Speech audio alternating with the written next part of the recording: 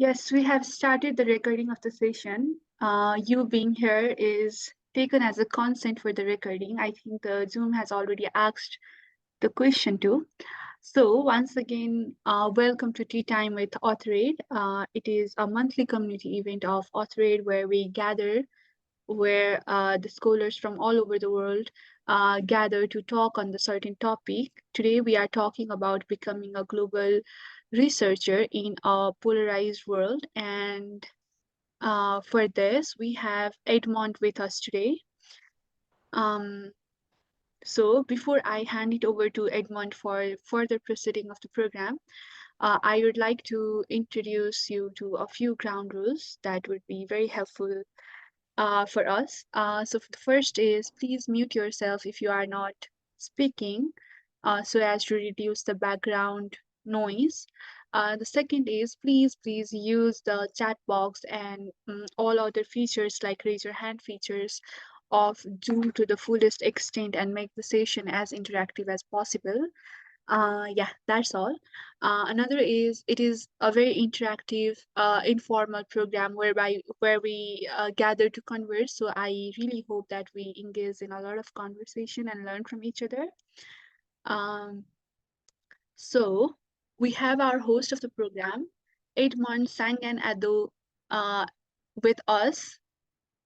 I would like to introduce him at first. He is an associate editor of Forensic Science International, Animals and Environments, and section editor of Discover Toxicology. He is a member of Zimbabwe Young Academy of Sciences and of the Global Young Academy. And he's also an assistant professor of forensic science at Northumbria University. So moving ahead, I'd like to hand it over to Edmond to take over the session. Yes. Hi everyone, I hope you are all doing well. Today we are going to talk about becoming a global researcher, especially in a polarized world. I believe this topic is really timely because I think it's one of aspirations of most people to become a global leading researcher in your area. And again, when you walk outside, you can notice that the world is becoming more and more polarized. So how do we navigate such an environment as researchers? We want to grow as a researcher, and at the same time, there is this cloud of polarization which is surrounding us. So this is what we want to talk about today. We want to look at the myths around being a global researcher. We also want to look at the challenges of working in a polarized research, whether in a polarized world, whether be it the challenges you face when conducting your research, or the challenges that you face when trying to publish your research in a polarized world, or the challenges that you face when you try to advance in your career in this particular polarized environment that we find ourselves in. And the goal of all this conversation today is we want to highlight the specific breakthroughs that some of the people who are participating today have really achieved after they learned how to navigate this polarized world. So this is going to be an open discussion. We want each one of us, all of us, to open up and talk about our experiences, talk about our fears, talk about our aspirations. And in this cloud of having an open talk, we are hoping that when we leave by the end of the day today, when we leave it after an hour, we are all going to go back into our work and be able to navigate this polarized world and actually experience some breakthroughs in our work, in our careers as we proceed. However, I'm aware that this topic of polarization in the world is very sensitive.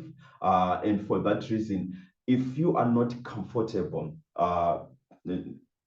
getting your name known that Edmond Sanganyado said, please feel free to write in this Mentimeter. I have created the Mentimeter. You can just go to menti.com enter that code 51713122.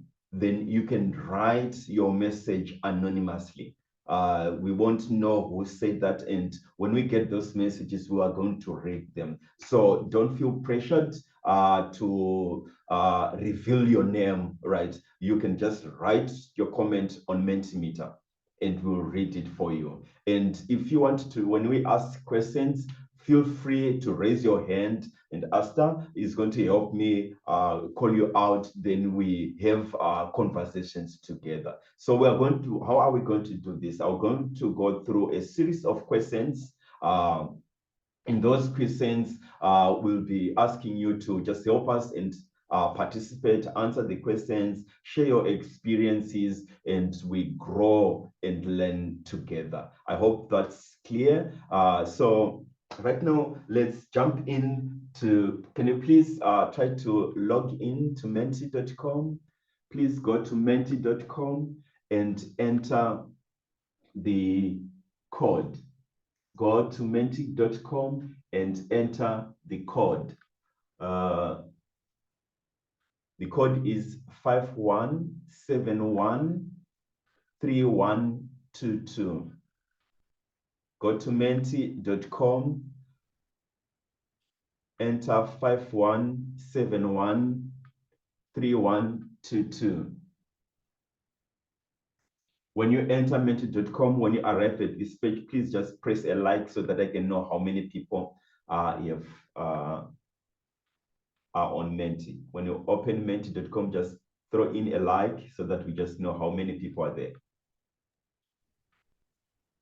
Can you respond the code, please? I'm posting it to the group now. It's menti.com.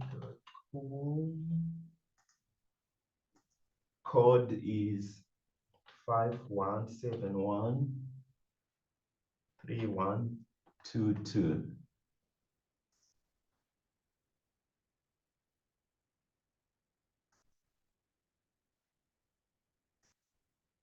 So when you get to Menti, please just throw a like so that we know how many people have logged in. I'll just give a minute, then we move on to the next thing.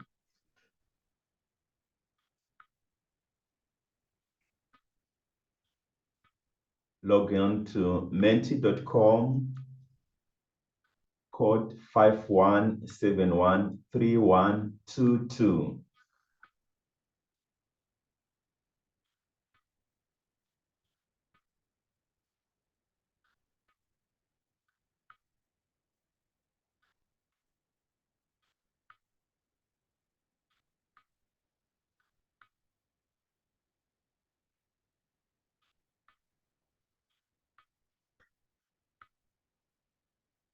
Okay, so I think almost half of the people have joined, so we'll move on.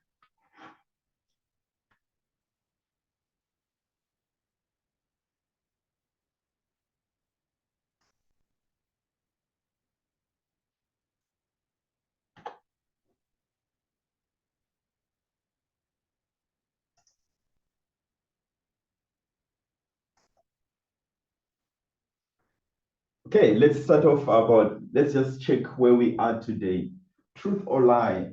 Just pick whether where you are at today. Are you happy? Are you sad? Or you have no idea what you feel today? Just pick one. Are you happy? Are you sad? Or you have no idea? You know, it's good to know where we are when we join, especially in groups like this, so that we can help each other. I know the topic that we want to talk about today is a bit sensitive. So I just want us to, when we live today, we live in a cloud of happiness. So just tell us where you are at now. I know there are about 5 people, so it's kind of equal numbers. 5 are happy today, yay! So thanks It's good for you to be here. Six are saying, you know what, I'm really down today. And about five, they have no idea what they are feeling today. I get you. I get you. It's really kind of, when you look at the world around us, it really gets overwhelming sometimes. And sometimes the pressures of work, sometimes the pressures of studies, you know, it kind of, you will be happy. You got an email saying, congratulations, your paper has been accepted. Then on this other end, you are told, oh, I'm sorry, that position that you applied for, we found a better candidate. So you kind of, you know, so it's really good for us to manage our emotions. Let's get into the deep stuff now. I just want you to write one word that describes a global researcher. When you hear the phrase global researcher, what one word that jumps out to you? Just go to menti.com 51713122. Just write the word that comes into your mind. Just one word.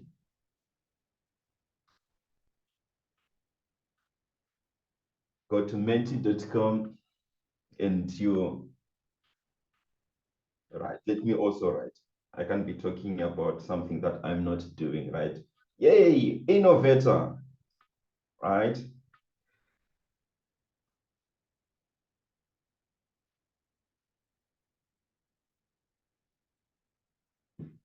Internationally known, an expert, specialist, academician, opportunities, a game changer, collaborator, culture sensitive.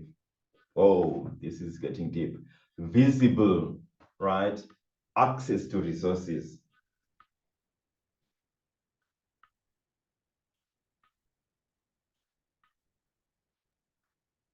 We have Anyone want, also received we have anyone received wants to some elaborate on one word? yeah, we have received some responses in the chat box. Yes. Humanity, extraordinary, resilient, researcher. Oh, resilient. Do you mind expanding on resilient? I like that word, a resilient researcher. Networking. These are all wonderful. Anyone wants to just share with us one word that kind of talks to them from all these 29 responses that we have received? Anyone? Just raise your hand and Asta will help us. Anyone who wants to expand on one word?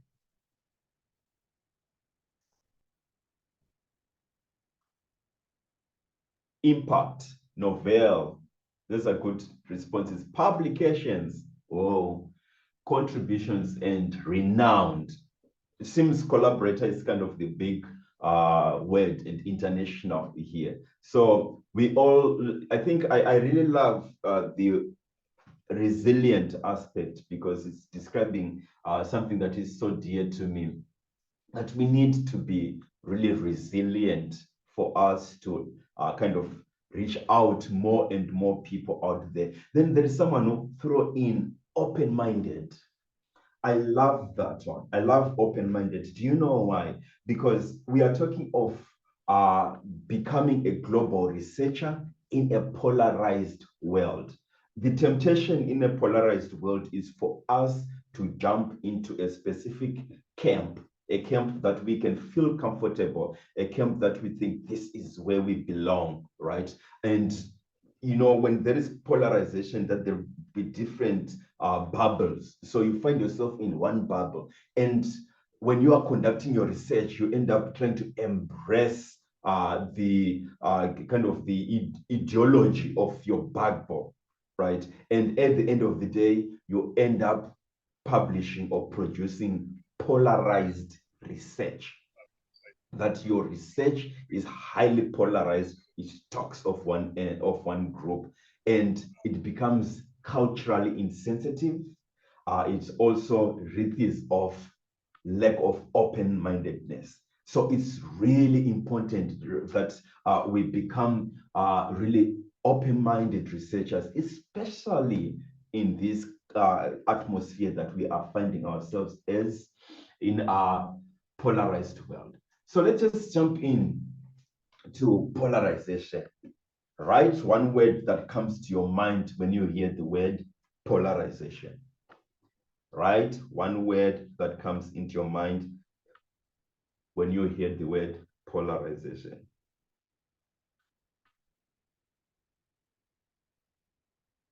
If you are on your mobile device, I noticed sometimes you move away, it says the presenter hasn't changed the slide. Just refresh and it's going to give you an opportunity to write. So write one word that comes into your mind when you hear the word polarization.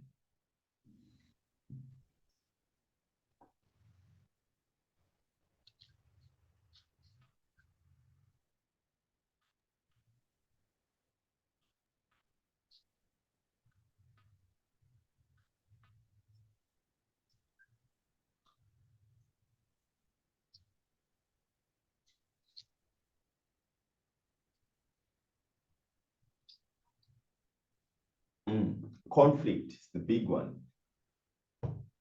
Collaboration, war, one-sided, bigotry, north-south, politics, commonality, contrast, discrimination towards one topic.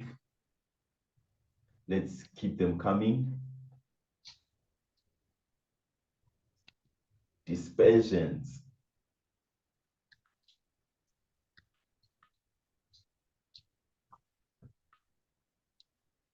Any from the charts?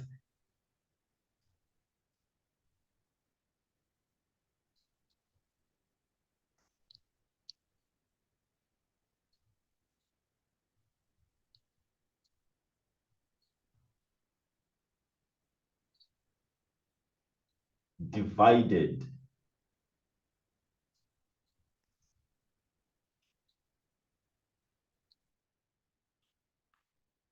Is there anyone who wants to talk a little bit about polarization? The one word that you chose, who wants to expand a little bit? Edmond, somebody has a lot of responses are there in the chat box. Two sides, unbiased, flexible, divide, marginalization. These are the words that have come up. Marginalization, right? Thank you. You notice whenever there is polarization, definitely there's going to be some marginalization. Whenever there is polarization, that is, there is a kind of disputes on power, right? When those disputes regarding power comes into play, there is one group which is probably less powerful, which is going to be marginalized. Or we have two polar ideologies that are battling it out. The assumption will be there is no third, fourth, or fifth different ideologies that exist. We only have these two axes of ideas, and we ignore the others. So marginalization is probably going to be a big issue. Then there is someone who threw in colonization, right? Do you mind expanding on colonization?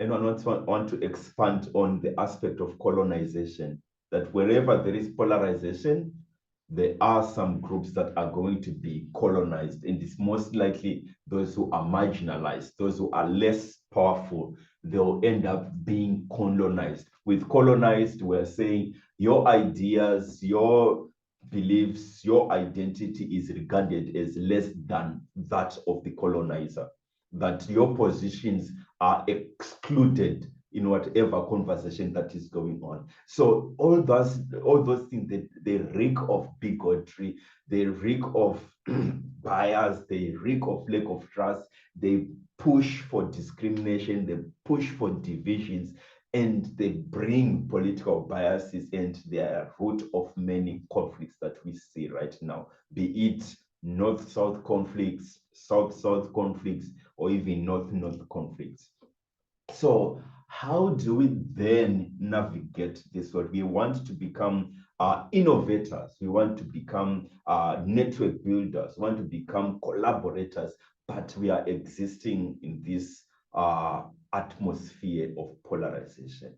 How do we achieve that? So that is the conversation that we want to have today. So please, we don't want this to be a lecture, me just talking. I want us to have an open conversation. So in the next slides, I'll be throwing questions. There are about 6 questions that are coming, which are going to help us to really navigate deeper into this aspect. So please, if after I throw a question, you have 2 options. You can either write down your response, or you can raise your hand and respond to that question. Please, let's follow that. Let's make this an open conversation amongst all of us. Thank you.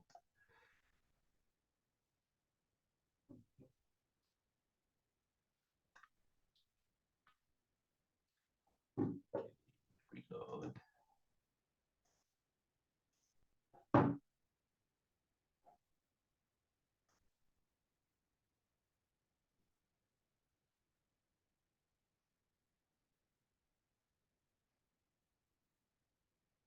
Okay, so the first question that we have is, what does being a global researcher mean to you in a few words?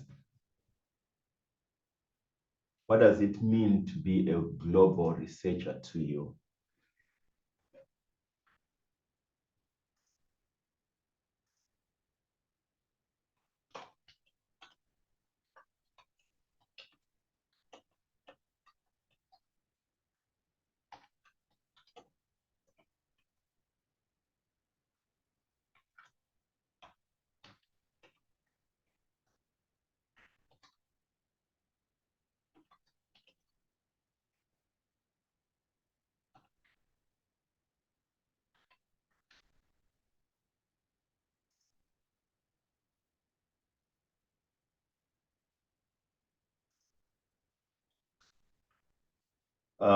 Our first response says, being a global researcher means having expertise in collaborating with the global research arena. You have the expertise to collaborate in the global research arena. Then the second response says, is someone who is creating impact in the community around them. That you are a global researcher when your research work is bringing impact in your community. And I love this one. It's the ability to work in a multicultural environment. It kind of speaks to that comment which says expertise in collaborating. What expertise? Multicultural expertise, being able to work in a multicultural environment. Then another response says, the one who is known worldwide for contribution at global level, right? That someone who has made some contributions at global level. Dr. Atwasman, you can go ahead and speak. Thank you very much for your presentation, the opportunity for me to speak. My explanation to the subject is someone who is an icon in research, who has done extensive research and is known globally in terms of his contribution in his area, and then also has also taken the step to collaborate with others and mentor many people from different cultural and global research ecosystems. So that is how I will respond to that. Thank you. Dr. Atto brings another dimension, that being a global researcher is not only the research that you're conducting, but the people you are bringing up. That you are not only mentoring, you are not only doing research in a multicultural environment, but you are also mentoring people that come from different multicultural backgrounds. So thank you for that. Any other comments? There is a comment here said a global researcher is someone who is known worldwide. Then another comment says being the sense of being a global researcher means conducting research that transcends geographic boundaries and addresses issues of global significance. This is kind of interesting.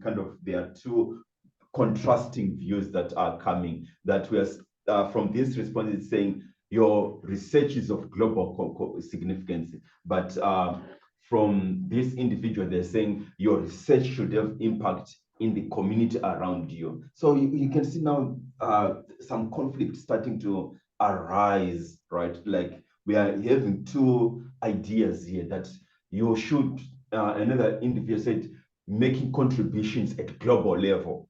Now, the question is it possible for research that is being done at community level, making impact at community level, be able also to contribute at global level?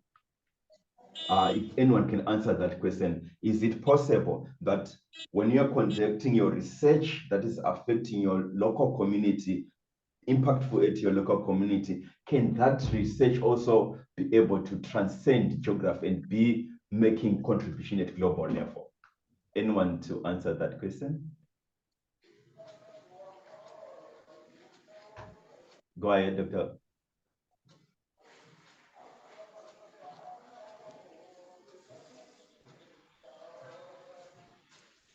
Go ahead, Olawari.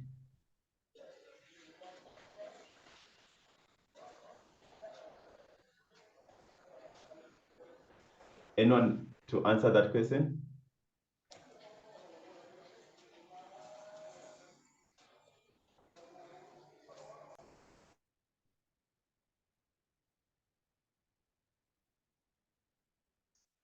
Dr. Yadola says all problems are global, even if they seem local. Your small problem, it might be forest fires in your community, and you're conducting research on, okay, what is the impact of forest fires on mental health, right? Yes, your results there are going to be of importance to your local government. Your results are going to be of impact to your local community, but forest fires are not isolated to your local community. They are happening in Los Angeles, in Canada, everywhere in the world. Those forest fires are there.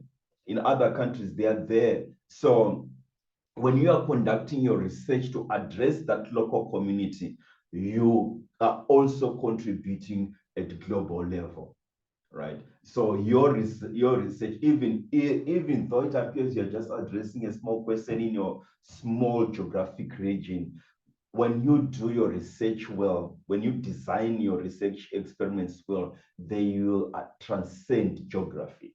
They will transcend territories, and they will contribute to the global knowledge. So thank you everyone for the responses that you gave on this question. It's really, I'll just read the last one. As someone said, being exemplary and a role model to others. A local researcher who collaborates with other researchers outside their regions, particularly applicable to regions from low developing countries on international research projects. So the issue of being a global researcher is kind of speaking at scale, in terms of the territories that you're covering, which your name is being known. So let's just pivot now to why does becoming a global researcher matter to you? Why should you care about becoming a global researcher?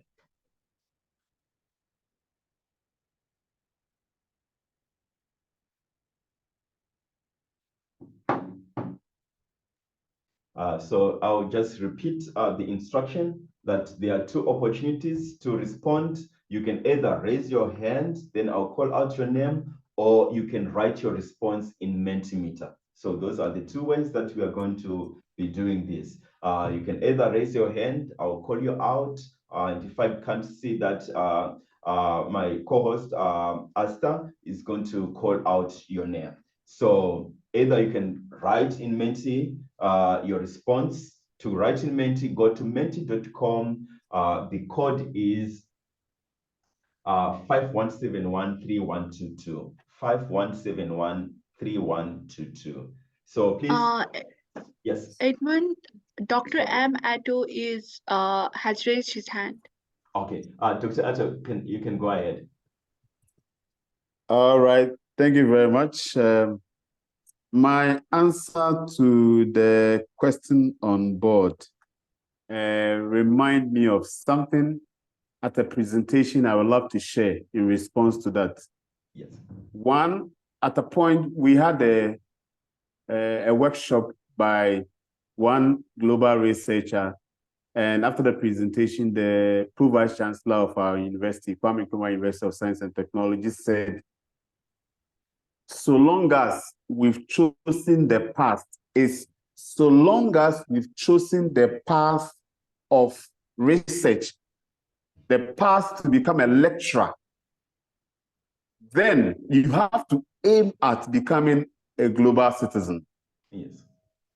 Somebody is in the business environment, is aiming high to become a manager and possibly the CEO of the company, or rise to the highest level of the company and make a lot of impact. We are in the academic environment. Our target shouldn't be the vice chancellor, but the target should be a kind of researcher who will be known globally. So that should be the target. And so in response to this, so because of where we find ourselves, we have to target to become a global citizen. And in that respect, we will make a lot of impact in our research, in our local community, in our region, and globally. And we'll also champion the cause of grantmanship, where the grantmanship will also give you the opportunity to do a lot of things with the support of some financial support coming from so many quarters. And in that regard, you yourself will realize that you're making impact, you feel that level of comfort and be motivated to do more, so your time comes that you can't do it anything again. So that has been the drive, and so that is my response to the question. Thank you, Dr. Atto. Yes, I love that iteration, that the moment you choose research as a career, then becoming a global citizen should be your priority. Thank you for that. Those are kind of really sage wisdom, that the moment you choose research as a career, then becoming a global citizen should be your priority. Thank you for that, Dr. Atto. Patience is saying, because we are all aiming at the same goal of aiming to improve community health. I believe Patience is studying community health. So that's the goal. Whether you are doing your research in Karoi in Zimbabwe then, or you are doing your research in Soweto, South Africa, or you are doing your research in Shantou in China, or you are doing your research in Riverside in California, wherever you are, the goal of the research is still the same. We are still pursuing the same goal. So thank you, Patience, for reminding us that we want to become global researchers because we are pursuing the same goal. And Farida says, I want to become a global researcher because it gives me an opportunity to contribute to global decisions on important issues. Yes, when you become a global researcher, you'll probably be invited on panels from United Nations, World Health Organization, Food and Agriculture Organization. All those top organizations will seek you for your opinion. Imagine that your opinion will matter in decision making. I will just repeat that again. When you become a global researcher, your opinion, you'll be sought after for your opinion on issues, because people will be confident on your abilities and on your intellect. So this is something that is really important, that is kind of attractive, really.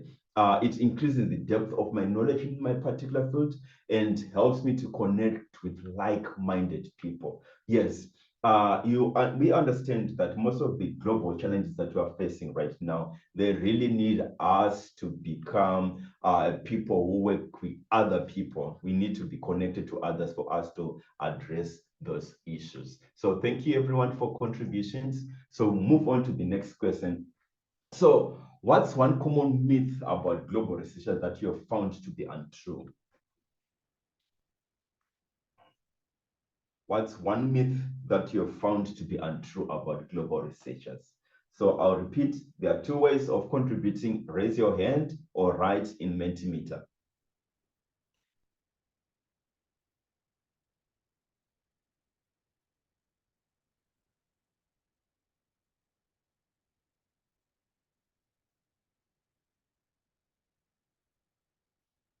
Okay, let me contribute as well on Menti. I'm using Menti, so you go to menti.com.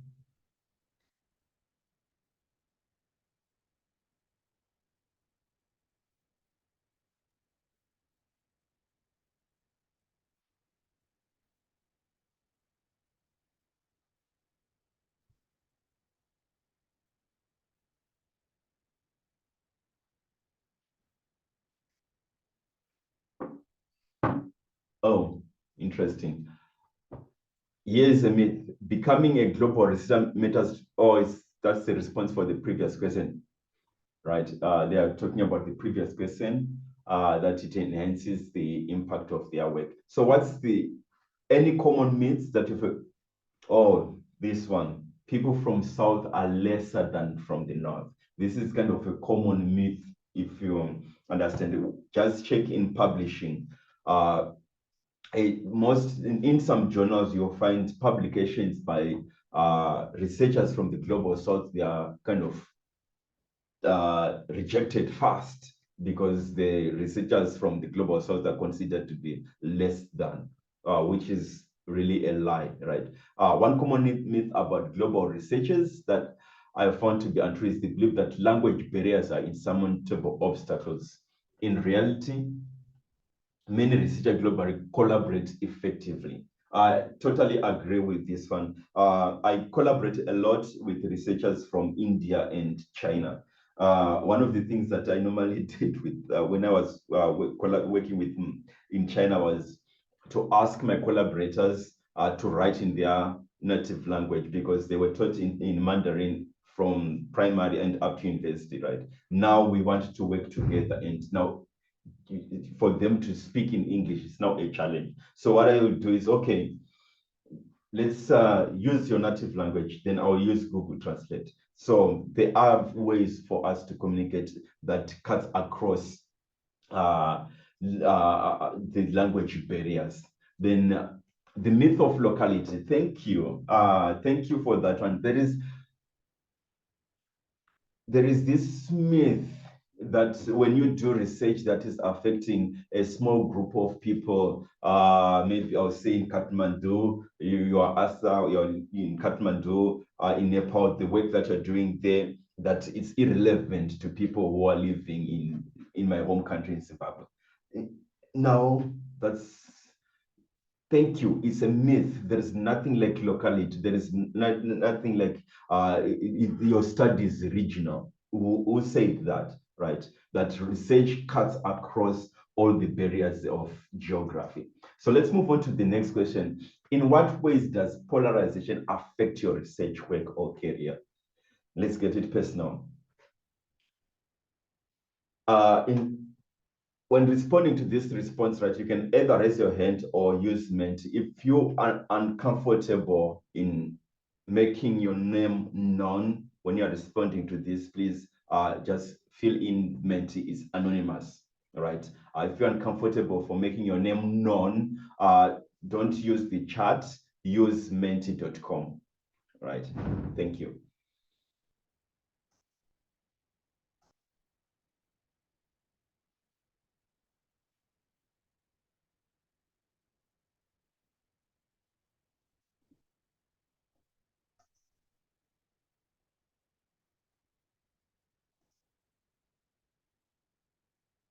Uh, I think this was response to the previous question on the myths. So the question right now is, in what ways does polarization affect your research work or career?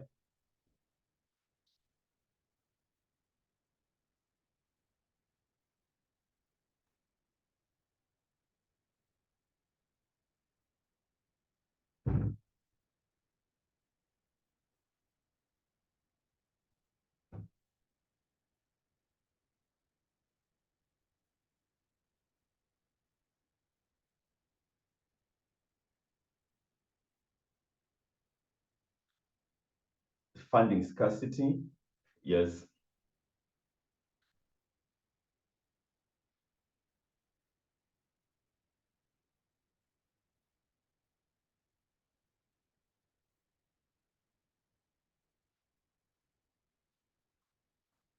Difficult in collaboration, that's true.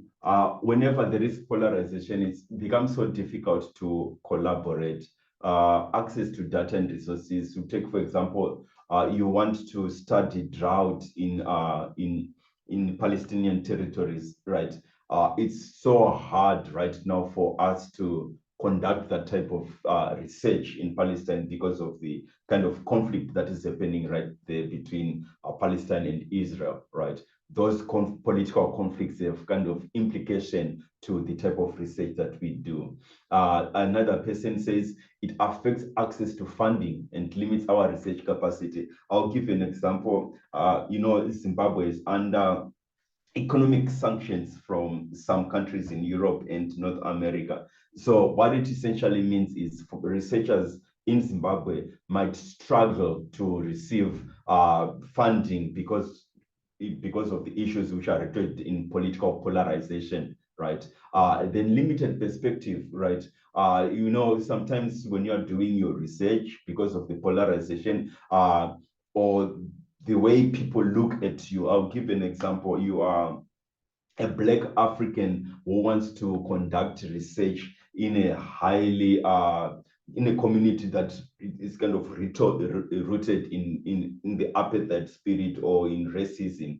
It's hard for you to get a different perspective because of the political or racial polarization environment that is already there.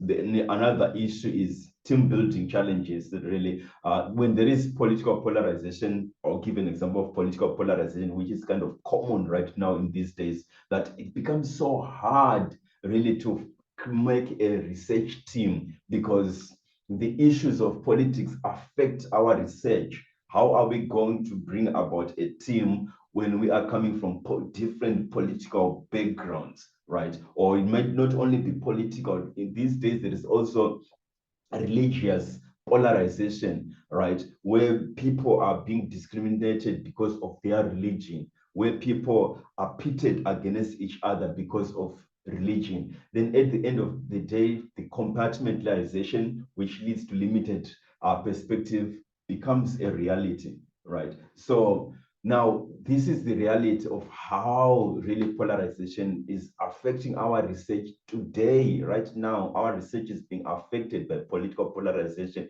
So how can we break free of this? How can we navigate this environment?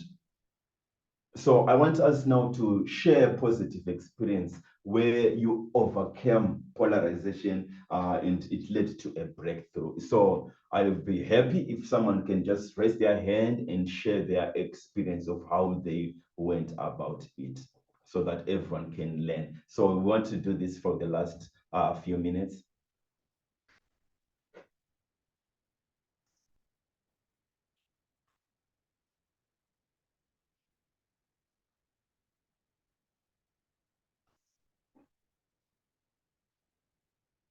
Anyone wants to share an experience, you can either use menti.com and you use you use code 51713122, or you can raise your hand and I'll call you.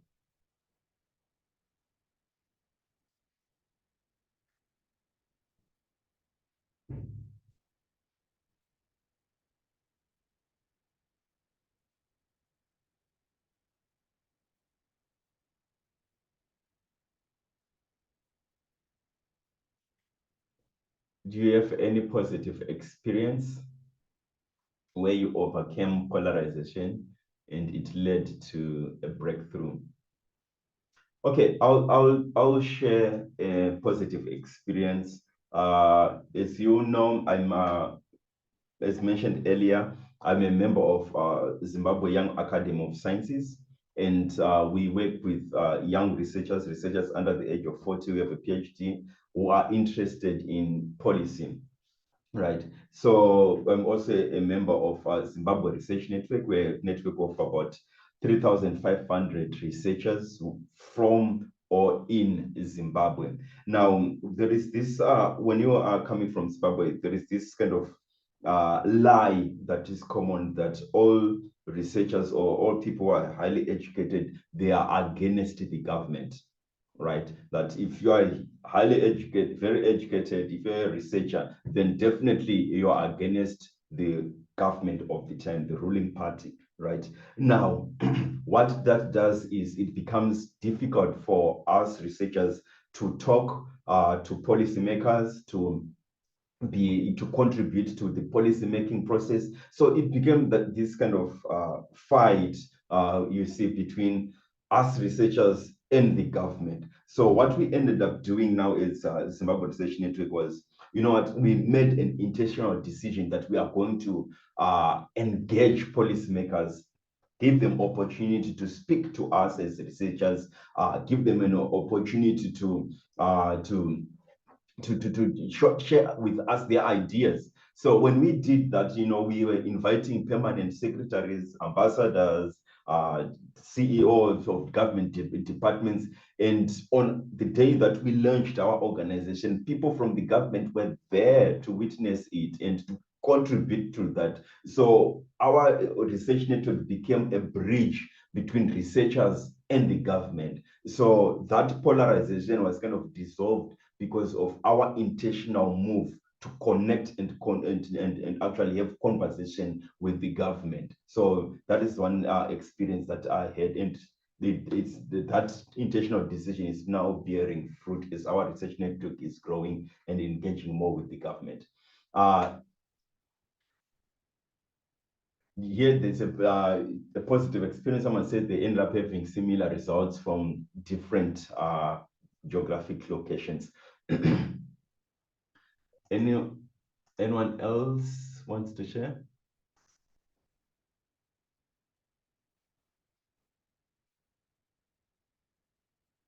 Someone ended up attending conferences. That's how they navigated this polarization.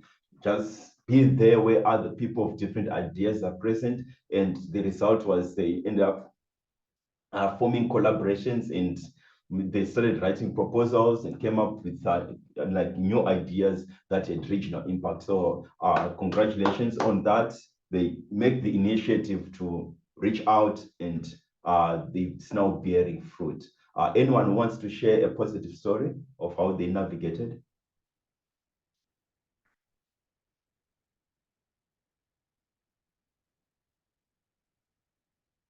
Okay, so anyone wants to share the challenges that they have faced trying to navigate the polarization? Any challenge that you personally faced, that when I was trying to do this, this is the hurdle that I faced? I'll give you an example. When we're trying to engage the government, you know, I wrote emails.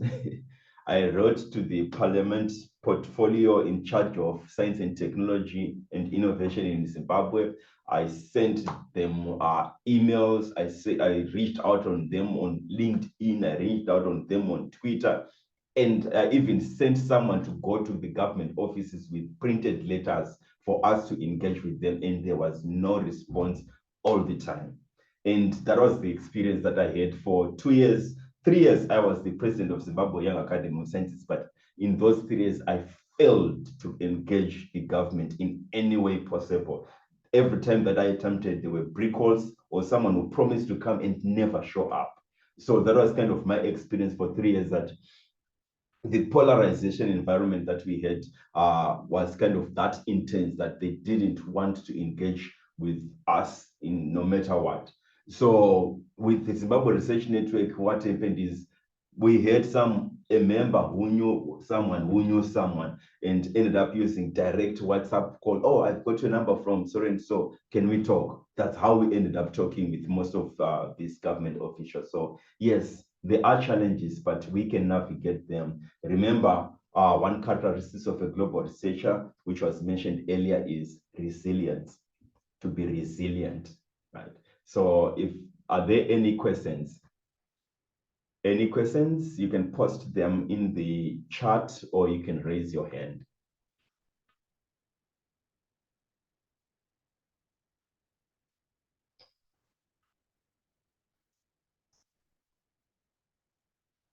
If you have questions, you can raise your hand or post them in the chat.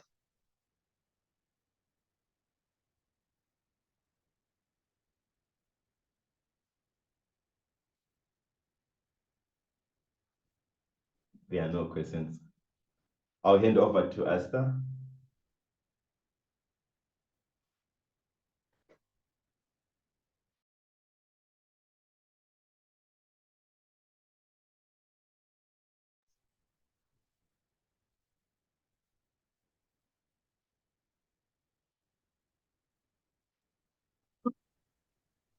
Yeah, that was a very nice session. Do we have any question? Does anyone have anything to add or like? Here is a question from 8 in the chat box. Have you completely dealt with the issue, or to what extent did your united efforts impact the issue of polarization in your country? I think this is for Edmond. So what we did is Zimbabwe Research Network, what we are continuing to do is we try to educate our members on the importance of science diplomacy. With science diplomacy, what we are saying that we are all part of a community. We can set aside our opinions and learn from what the other party is to say. So that is the first thing that we are doing. We engage on every Friday. We have what we call Friday debates, where people are coming from alternating views on issue that is hot that week. It might be something that is coming from the newspapers. Then we debate as researchers. Then in all those things, we are trying to arrive at a commonality as a group. So an example of what happened was there was a new government policy that was issued that kind of demanded lecturers to go on industrial attachment. With industrial attachment, we're saying lecturers are supposed to go and work in industry. So we debated about the issue and we came up with a policy that we sent to the responsible parties, that was Zimbabwe Council of Higher Education. We presented our case and without giving credit to ourselves, but at the end of the day, that policy was rescinded, right? Our universities came out and say, you know what, we are already doing that. We are already in touch with industry. We don't need the industrial attachment. So that was an example of where, despite the notion that researchers are kind of opposed to the government, in our work, we actually worked with the government to come up with policies that are helping researchers. But again, this is with a polarized environment, there is no silver bullet. There is no one way that we did this and we are no longer polarized. The polarization will continue, but the idea what we have is how can we navigate that polarization and continue to work with each other despite the differences? We are all different people with different preferences. So the polarization will continue to grow. But how can we navigate that polarization so that we can all kind of prosper from that? Dr. Yadola said, we have created this world polarized. With new technology, we're able to put an end to polarized world gradually. So I thank you for the optimism. You know, one of the things about polarization, I was reading around it that we had hoped that technology is going to solve the polarization, but the number one cause of polarization right now is technology. Technology is the one that is leading to polarization. We can have a separate session on that, on how generative AI is contributing to polarization, how Twitter, Facebook, and all those social media are contributing to polarization. So That's why I'll try to emphasize we need to continue in the road of science diplomacy so that we address it. Thank you.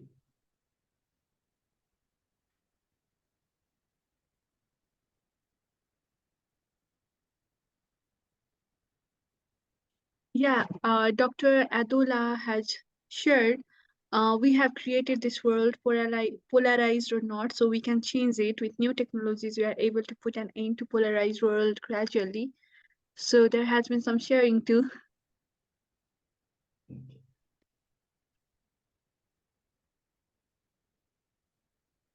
And with this, I think we have come to the end. But before we end the program, I'd like to request everyone to turn on their videos so that we can take a picture.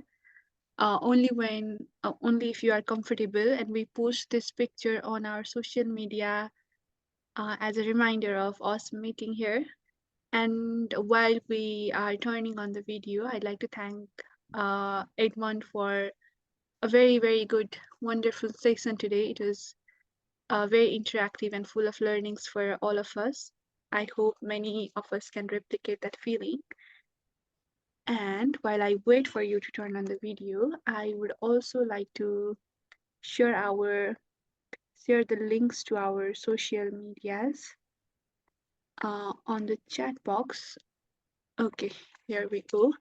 So we have the community of more than 15,000 scholars, which you can join by signing up in our website or also by signing up on the Google group. The link is there. We are very active on Twitter, and we keep on sharing the recent opportunities and collaboration networking events. So you can also follow us on Twitter. Same with the Facebook and LinkedIn. We have recently launched our profile on Instagram. So if you are active on Instagram, you can find us there. If you want to contribute the resources that could be helpful for the scholars around the world, especially for the scholars in Global South, you can contribute the resources by going in our website, and you can also contribute your blogs and articles, opinions, feelings, experiences of the scholarly events and stuffs. You can send your blog and articles to us. So these are the links in the chat box. Please stay connected with us. We frequently do this kind of programs, monthly tea time event, masterclass, webinar, and other massive open online course for every one of us. So looking forward to seeing everyone there. Now I'll take a picture. If you are ready, please maybe smile or give some pose. Okay.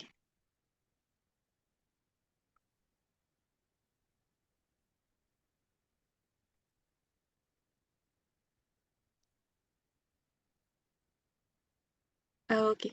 Thank you so much, everyone, for joining in. Edmond, shall we end the program? Thank you. Yeah, thank you so much for joining in, everyone. And thank you so much, Edmond, for being a very wonderful host for today's Tea Time with AuthorAID. It's all right if your camera is disabled. Yeah, we have already taken a picture. So looking forward to seeing you in the Tea Time with AuthorAID that is happening on February, the beginning of the second week of the February. We'll be having tea time on the occasion of women in research, girls and women in research and science. So see you there. We'll be publishing about the event very soon, and we do have masterclass with Edmond on February, hopefully. So see you also there. And thank you so much, everyone. Bye-bye. Stay in touch. Bye.